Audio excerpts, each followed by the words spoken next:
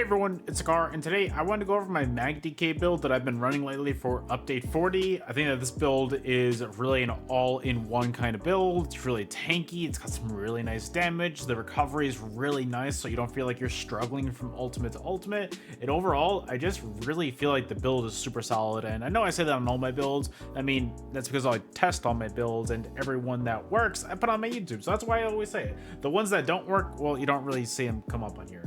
So guys, I'm going to try something a little bit different. I'm going to go over my Superstar add-on today, and I'm just going to show you everything one at a time, and we'll just go over it from there. If you want to go over it that way, you know, it's nice and easy. If you just want to pause the video, you can see everything you need to, but I will explain everything bit by bit. Also, one thing real quick before we get started, if you're not subscribed to the channel, please do so. I would really appreciate it. It'd be really cool if you guys could do that. It helps support me financially, and that is really all I can ever ask you guys to do, is just support in a very free way. All right, so to get started, we are going to be a Breton on our Dragonite. Breton, in my opinion, is best in slot for MagDK because overall you get that reduced magic cost, so that really just helps your overall sustain, and I just really like the way it goes from there because you just don't really need to worry too much about sustain because of that. So overall, I think Breton is really best in slot.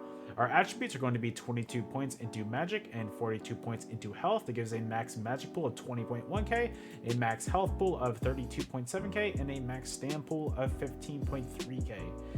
And I'm trying to find all the... Okay, the Mundus is going to be the Shadow as well to increase our overall critical damage and healing. So that's really good since we have a lot of crit on this build. So that's really solid. You're really hitting hard when you're getting those crits off.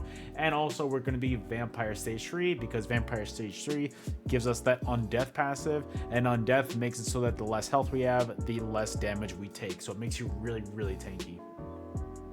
Looking on to our food as well, one last thing, we're using Jewels of Miserable food. That's going to increase our max health as much as possible. It's also going to give us a bunch of stamina and natural recovery as well. So let's look at this real quick. First, let's look at our gear. We're going to be using Balorg as our monster set. This is the first time I've ever used Balorg as a monster set before on a DK, and overall, I really like it. Now that I'm not using Corrosive as much, I really wanted to play around with Balorg, and it really feels like my damage is through the roof because of it when I ultimate. So we're going to be using a heavy reinforced helmet for Balorg and a medium well-fitted shoulder as well for that. So Balorg, what it's going to do is going to give us a bunch of extra damage when we ultimate. Whenever we ultimate, we're going to get 23 times the amount of total ult consumed for our penetration, and also the total amount of ultimate consumed for our spell damage as well. So let's just put in some math real quick. Let's just say you use 200 ultimate. If you use that, you're going to get an extra 200 weapon spell damage, and then 200 times 23, you're going to get an extra 4,600 penetration as well. So that really overall increases your damage so much. You get a bunch of extra weapon damage, you get a bunch of extra pen, and that damage is just really, really solid for those 12 seconds. So that's awesome. We're going to be using prismatic traits on that as well. We're going to be using prismatic traits on every single piece of our gear, so do not forget about that. So again, heavy reinforced helmet and medium shoulders. Our chest piece is going to be a heavy Order's Wrath piece, and reinforced is going to be our front bar set. And what Order's Wrath does is it gives us a bunch of critical damage, basically. It gives us a bunch of critical chance, and it got a bunch of critical damage as well. So that's great for your overall chance on critical. And overall, I just really, really like the way this feels. I just feel like it's the best sort of damage that you can get if you want to build into a crit build. Yes, I feel like if we're building into crit, Khajiit would really be best in slot for this, but I really do a lot of MagDK builds that aren't based around crit, so I really didn't want to race change just for this one build. Yeah, Khajiit might be better, but again, I just didn't want to race change for that. And then the next thing that we're going to be using is medium Wretched Vitality Hands in Impenetrable. This is going to be our back bar set. So Wretched Vitality just gives you a bunch of recovery. So basically the 5-piece is when applying a major buff or debuff to a target, you're going to get 260 magic and stem recovery. Same thing with a minor buff or debuff, you're going to get 130 magic and stem recovery. So basically what we're going to do to keep this simple, that buff lasts for 15 seconds and you can reapply it whenever.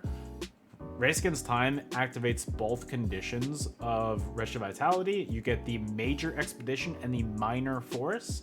So that is a great way to keep both conditions of Wretched Vitality up, to keep your recovery up at all times. But so basically just get into the habit of using that at least once every 15 seconds and you'll be golden with your recovery. We have one extra slot on this build, so we're going to be using a Sash of the Trainee. This is going to be giving us an extra line of max health. It's going to give us 1,400 max health. It's going to be light and an impenetrable as well. And then our legs are going to be Heavy Order's Wrath in Reinforced. And then our feet are going to be Medium Order's Wrath in Impen. Our jewelry is going to be a Markin Ring of the Majesty in the Infused trait with a weapon and spell damage enchantment on it. Markin gives you basically 200 extra weapon and spell damage and 2314 armor, so it gives you a little bit more damage and it makes you a little bit more tanky as well with that resistance. And then our other ring is going to be a Ring of Wretched Vitality in the Infused trait with a weapon and spell damage enchantment on it. And our other jewelry is going to be an Amulet of Wretched Vitality in the Infused trait with a weapon and spell damage enchantment on it. I really like the way Infused has felt lately. I just really find that damage to be better when the HUD number is just a lot higher rather than Bloodthirsty. And overall, having higher weapon and spell damage is also going to buff our healing a lot as well. So it's going to boost our overall survivability.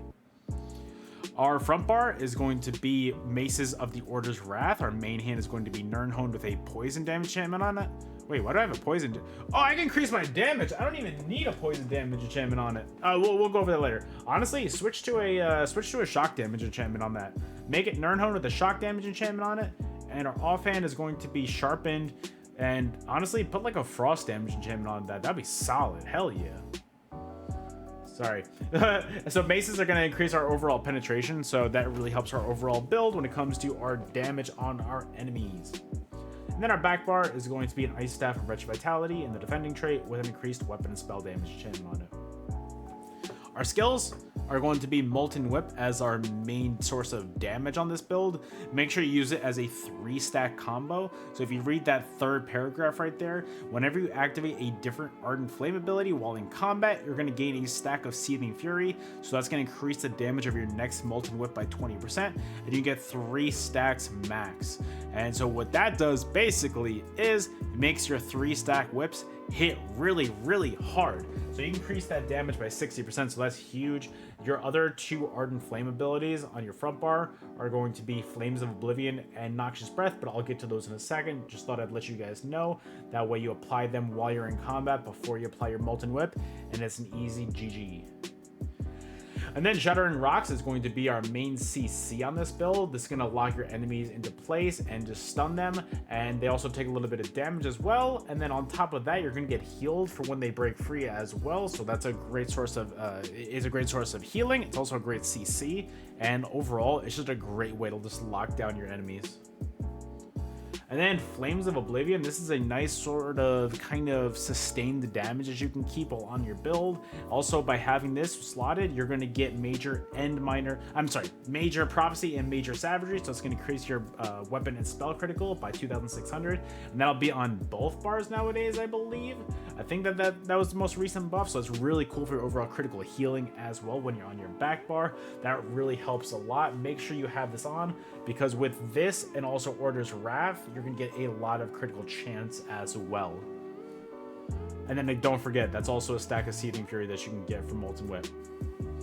And then Burning Talons, this is another way to lock down your enemies a lot. I really love the combo of using Burning Talons, and most players roll dodge out of Talons, and after they roll dodge out, hit them with that Shattering Rocks combo, and that is a really, really solid way to just lock down your enemies and make them waste a lot of stamina.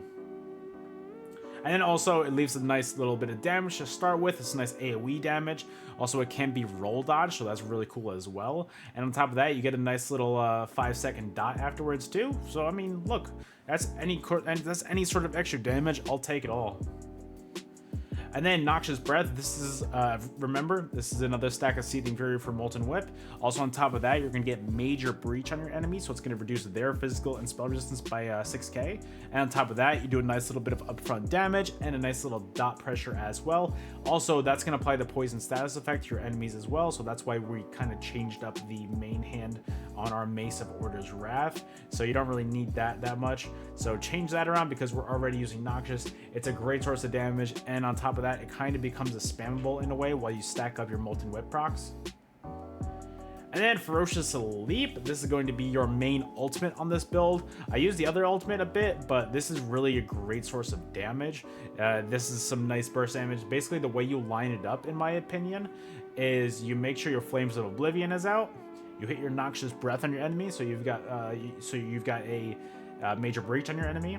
Hit him with that Burning Talons. Hit him with another Noxious Breath, and then by the time they're out of that Talons, you'll have a 3-stack whip on Molten Whip. Do not use it yet. Hit him with a Shattering Rocks. They'll be CC'd. Ferocious Leap into Molten Whip, and a lot of players die with just that combo. It's that simple. Moving on to our back bar, we're going to be using Igneous Weapons. I like this morph a lot better than using something like Degeneration from the Mage's Guild skill line, because this is just a 1.2 minute buff, and you really don't need to worry about applying this that often.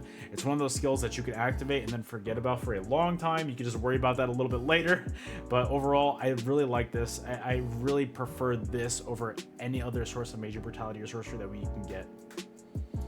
Also, Race Against Time. Again, make sure this is up at all times because this is going to give you minor force, so it's going to increase your critical damage by 10%. So again, this is a critical damage build, and if you have your Race Against Time active, that'll really increase your overall damage. And then on top of that, it's going to be giving you Major Expedition, so it's going to give you a lot of speed for a while too. On top of that, it's also going to remove all snares and immobilizations for you for 4 seconds as well. So make sure you're using that to kind of get out of dodge and get out of those sticky situations. And do not forget, Race Against Time procs both conditions of Wretched Vitality, so that'll give you a bunch of recovery just by proccing that as well. And then Resolving Vigor, this is going to be a nice 5-second heal over time, so it's going to give you those 5 seconds of heals. On top of that, it's going to give you Minor Resolve, so it's going to increase your physical and spell resistance by 3k. Coagulating Blood, this is going to be your burst heal, which this ability heals so nicely. You get such crazy burst heals on this, especially since you're critting a lot too. These crit Coag Bloods are nothing to sleep on. I've hit upwards of 15, 16k Coags like it was nothing. It's a great way to get your health back from low back to full in 2 seconds. Not even 2 seconds. And then Volatile Armor, this is going to be your source of Major Resolve, so it's going to increase your physical and spell resistance by 6k for 20 seconds. On top of that, you're also going to be getting a dot on your enemies for 20 seconds as well.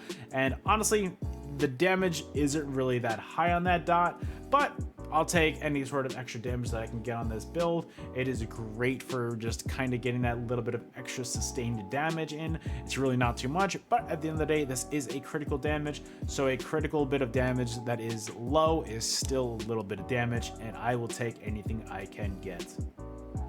And then finally, Magma Shell. I like this morph better nowadays because this is still going to give you that a lot of tankiness that both Corrosive and Magma Shell gives you, because it's going to limit your incoming damage.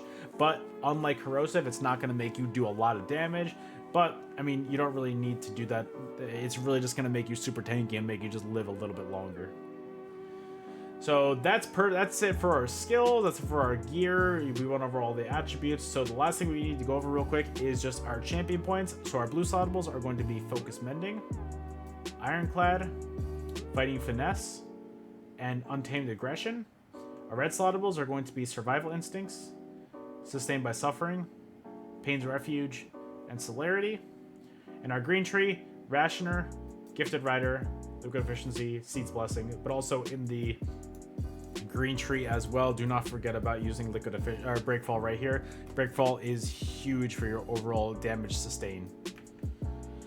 And that's the entire build. I'm also using tripods on this build. That really helps your overall recovery, your sustained kind of healing as well, and it just makes sure that you don't really need to take a lot of damage as well. So was there anything that I missed on here? I don't think so.